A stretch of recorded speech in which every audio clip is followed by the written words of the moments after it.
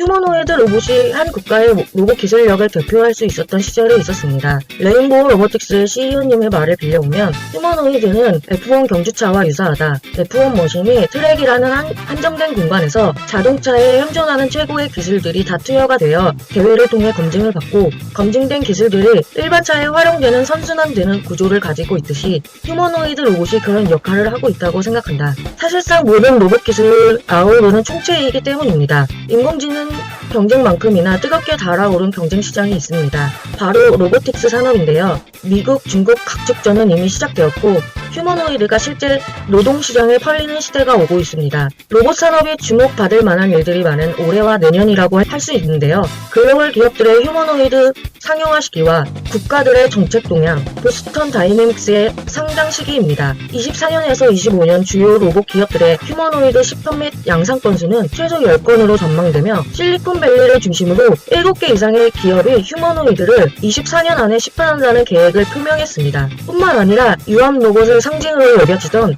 보스턴 다이내믹스가 최근 전동화를 선언했는데요. 일각에서는 25년 나스닥 상장이 예상되어 기업 가치 높이기를 위해 가격 경쟁력을 갖춘 전기 구동식 휴머노이드를 홍보하기 위한 전략일 수 있다고 전망했습니다.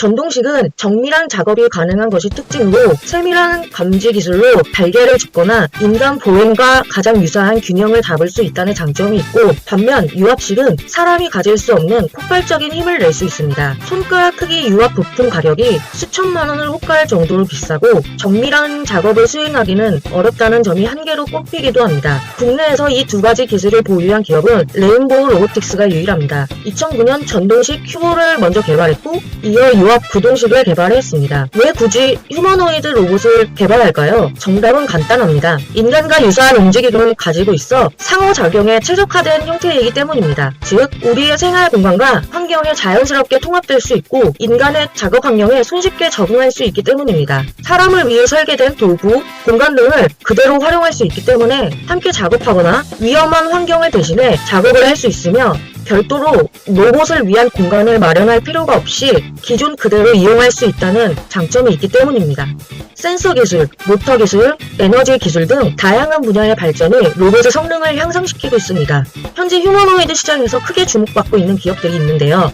먼저 미국의 피규어 AI는 사람처럼 음성과 음성으로 대화가 가능하다고 합니다. 즉, 음성 입력이 텍스트로 변환된 다음 기계가 인식하는 것이 아니라 그 음성 입력 그대로 기계가 이해한다는 것을 의미한다고 할 수 있습니다. 비전 언어 모델이 탑재되어 로봇이 카메라로 촬영한 이미지를 단순히 모양 색상을 인식하는 것이 아니라 그 물체가 어떤 용도로 사용하는지 이해하고 상황을 추론하는 능력을 의미한다고 합니다. 중국의 유니트리는 대량 양산 준비를 마친 것으로 화제가 됐습니다. 중국의 업체들과 원가 싸움이 가능한 로봇 업체들이 있을까요? 발표된 것에 따르면 로봇의 무게는 35kg로 칼, 막대기, 망치 등 도구를 사용할 수 있고 용접도 가능하다고 합니다. 둥펑 자동차 그룹은 중국 유비텍에 맞는 로봇을 사용해 자동차 부품을 조립하고 품질 검사 등을 수행할 예정이라고 합니다. 유비텍은 바이드의 AI 기술을 탑재해 주변 환경을 실시간으로 인식해 복잡한 물체를 인식할 수 있는 것으로 알려졌습니다. 니오도 유비텍의 기술을 이미 테스트했고 일종의 인턴 사원으로 활용한 적이 있습니다. 국내 휴보를 이을 차세대 휴머노이드가 이르면 연내 모습을 보일 수도 있겠습니다. 올해부터 휴머노이드에 다시 연구를 준비하고 있다고 레인보우 로보틱스가 말했습니다. 빠르면 연내나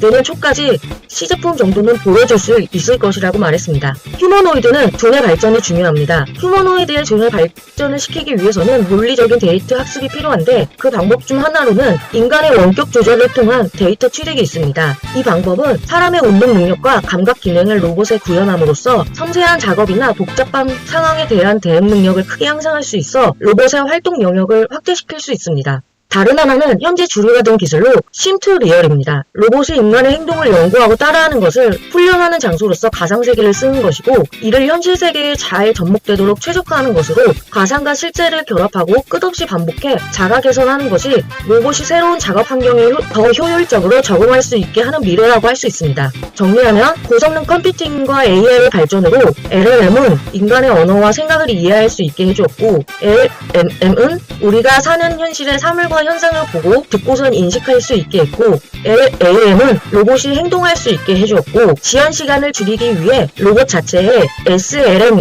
AI 인공칩이 탑재되었고, VLM이 그 이미지의 내용을 이해하고 상황을 추론하는 능력까지 발전하게 해주었습니다. 그렇다면 휴머노이드의 최종 수요처는 어디일까요? 현재는 반복 작업을 통해 자동화하고 생산성을 향상시킬 것입니다. 또 환자 간호, 재활치료 등 수술 보조 역할을 할 수 있습니다. 그리고 서비스업에서 고객 응대, 안내 역할을 할 수 있을 것입니다. 더 멀리 나아가면 가정에서 청소, 요리 등 가사를 도와주고 반려 로봇들도 쓸 것입니다. 현재 제조사, 부품사, 소프트웨어 기업 등 단순했던 로봇 사업이 기술 발전과 산업이 커짐에 따라 밸류체인도 점점 다양해질 수 있습니다. 중국은 로봇 개발 방식을 오픈소스 형태로 공개했다고 합니다. 설계 도면, 소프트웨어뿐만 아니라 일부 데이터 세트까지 무료로 공개할 예정이라고 합니다. 더 많은 개발자들을 로봇의 개발 제조에 끌어들여 생태계를 만들겠다는 생각이라는데요. 공개된 오픈소스 기술을 이용해 전 세계의 사람들이 이 로봇을 모방학습을 시킨다면 이 로봇이 할 수 있는 일의 종류는 수천, 아니 수만 가지가 될 수 있습니다. 그렇게 로봇은 수많은 일을 해낼 수 있음은 물론이고 그 모습이 향후 휴머노이드 로봇으로 진화할 것입니다. 로봇은 사람의 행동, 표정 등 혹은 사람이 입력한 데이터를 가지고 학습을 합니다. 로봇이 우리에게 재앙으로 다가오지 않을까? 걱정할 것이 아니라 학습 데이터는 사람이 어떤 행동, 표정, 가치관을 갖는지 혹은 입력하는지에 따라 많은 것들이 변할 수 있지 않을까요?